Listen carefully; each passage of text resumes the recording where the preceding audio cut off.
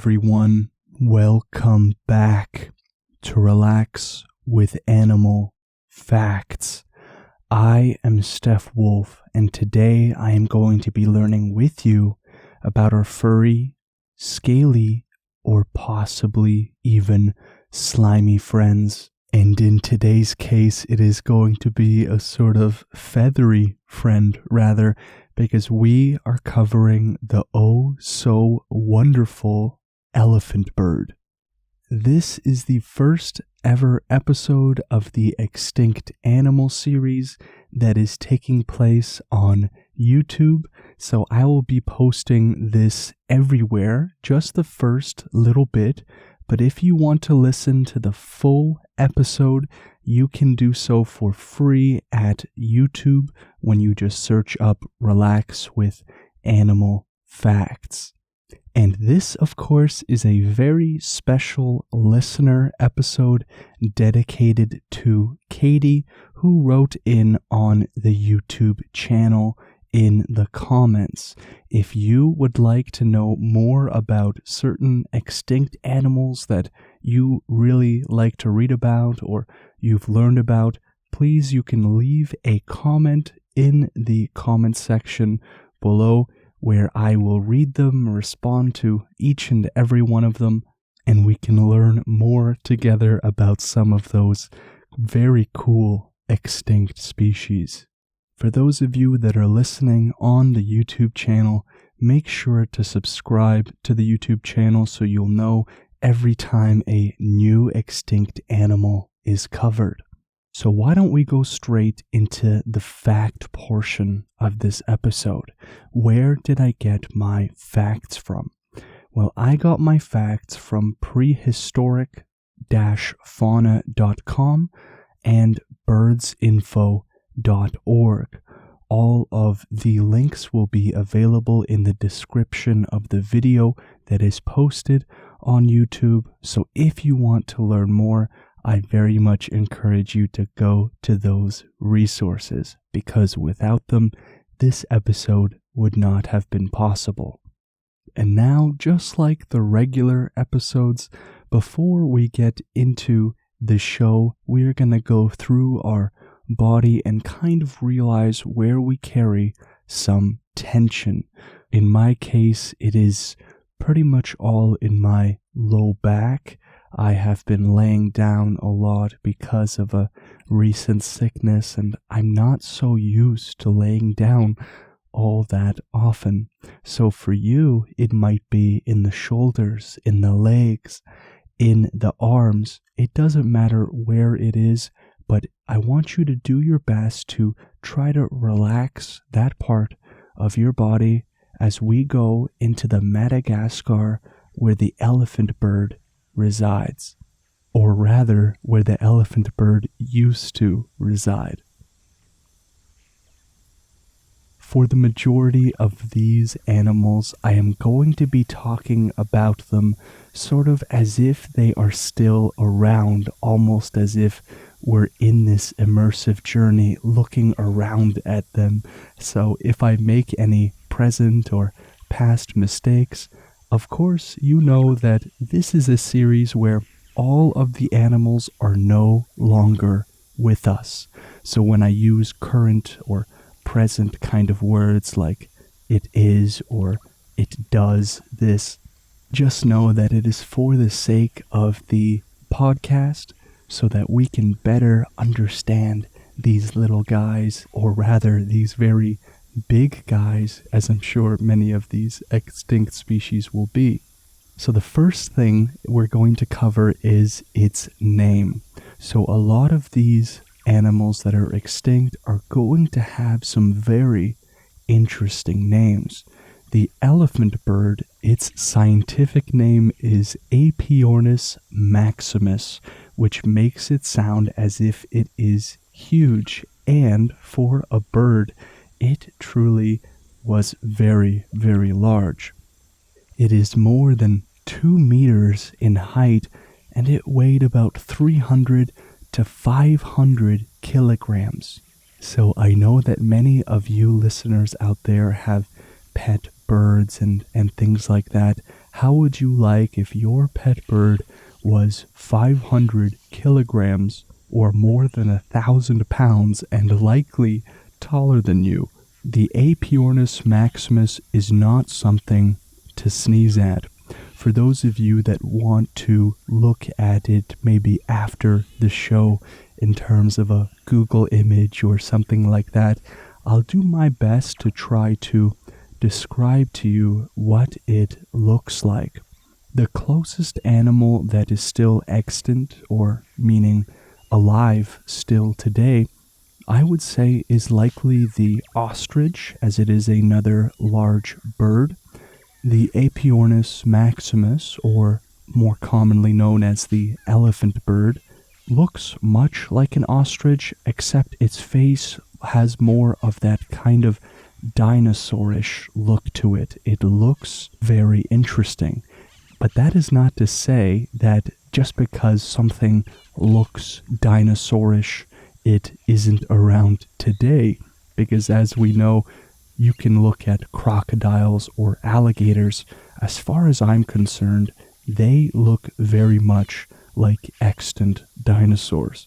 But this large bird looks like it can pack a real punch. And for a long time, it was thought to be the heaviest bird ever, but is now thought to have tipped the scales at only about 450 kilograms, which is about 1,000 pounds, and has been up to 3 meters high. That's about 10 feet high. So this is not exactly something that you would like to run into if you were just walking down somewhere in Madagascar. I would be pretty afraid if I was to walk into something like this. These birds were flightless, and there is a reason why I kind of attributed them to looking like ostriches, and it is because they are considered to be a primitive member of the ostrich or rhea or emu lineage, which are still around today.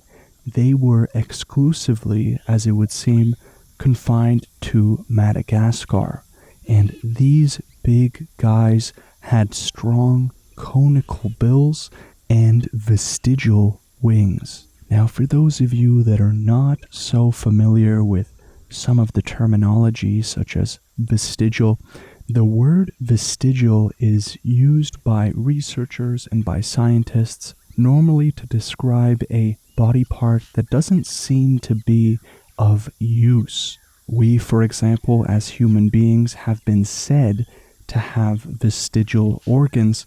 However, over time, we are finding more and more instances in which something that was considered vestigial actually has a fairly important role to play. So while right now the Pionus Maximus is considered to have wings that were considered to be vestigial, we really don't know. The 4 Pionus species had very stout legs with relatively short foot and leg bones, suggesting that they were rather ponderous forest dwellers. So it would seem to be that they enjoyed the forests of Madagascar, and their feet appear to have been 3-toed. So while me and you have 5 toes each on each foot, they have just the 3. And while the elephant bird is not quite the heaviest or tallest bird that has been discovered in the fossil record so far, it did, however, lay the largest eggs of which we are currently aware. And if you Google search these egg sizes, it really blows your mind. They truly were gigantic creatures. In some cases, these eggs have a circumference of more than 1 meter, meaning all the way around, you're talking about 1 meter of pure egg, and a length from the bottom to the top of about 34 centimeters. The egg weighed about 10 kilograms, which would be about 22 pounds. And the volume of the egg, for example, if you were to try to fill it to the brim with water, it is about 160 times greater than that of a chicken egg. Isn't that just simply remarkable? It is said that possibly people could use these eggs to carry water from one place to another, although I'm not sure exactly how fragile these eggs are, because while the eggs certainly look very strong and large, they are still eggs. So it is widely believed that the extinction of the elephant bird was a result of human activity. The birds were initially widespread, occurring from the northern to the southern tip of Madagascar. And one theory states that humans hunted the elephant birds to a complete extinction in a very short amount of time for such a large landmass. There is indeed evidence that they were hunted and their preferred habitats were destroyed, but their eggs have been particularly vulnerable. A recent archaeological study found remains of eggshells among the remains of human fires, suggesting that the eggs regularly provided meals for entire families. And with the size of that egg, maybe it would provide multiple meals for entire families. So here we see an example of hunting being used to an extreme on the land of Madagascar, which, while it's an island and in our heads it may not seem as if it is that large of a landmass, it is a very big island in comparison to many others in the world. But let's talk about the name Pionus Maximus, or the elephant bird. It is a term that apparently originated from Marco Polo's account of the Rook in 1298, although he was apparently referring to an eagle-like bird strong enough to seize an elephant with its talons, and sightings of eggs of elephant birds by sailors could have also been erroneously attributed to a giant raptor from Madagascar. Although who can really blame them? If I saw an egg that large, I would be looking around for a big old dinosaur too. Some legends surrounding these guys could have also originated from sightings such as a giant subfossil eagle related to the African crowned eagle, which has been described in the genus Stephanogetus from Madagascar, and these guys were large enough to carry off large primates, and today lemurs still seem to retain a fear of aerial predators such as these. So the elephant bird truly was a special kind of bird, one that maybe you wouldn't want to domesticate, but rather an animal that you would look through binoculars from quite a ways away. So of course, this being the first episode of the Extinct Animal series, we don't really know how much research is going to be available for these guys. For some of your suggestions, it might be very superficial to the point where we will have to combine extinct animals and things like that. So I'm very much open to your suggestions. You can leave your comments in the comment section below. You can also send an email to relaxwithanimalfacts@gmail.com. Make sure to subscribe to the YouTube channel so we can continue this series of your wonderful suggestions. If you want more Relax with Animal Facts and the actual podcast series, you can go anywhere where you find your podcasts on Spotify or Apple Podcasts, and it will be available there under the name relax with animal facts. Thank you all for tuning in and for keeping me such great company.